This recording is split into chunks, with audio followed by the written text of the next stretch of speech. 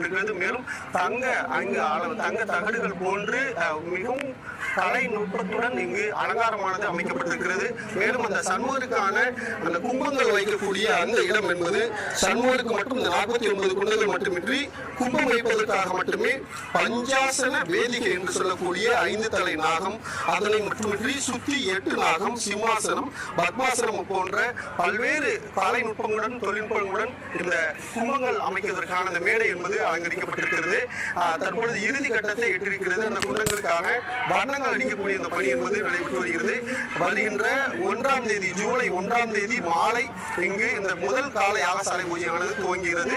அதனைத் தொடர்ந்து 7ஆம் தேதி காலை அந்த இறுதிக்கட்ட யாகசாலை பூஜையானது நடைபெற்று அன்று காலை 6:15 6:50 மணிக்குள் மகா கும்பாபிஷேகமானது நடைபெற்று இருக்கிறது. இதற்கான பணிகள் என்பது தற்பொழுது மிகவும் துரிதமாக நடைபெற்று வருகிறது. இறுதி கட்டத்தை இந்த பணி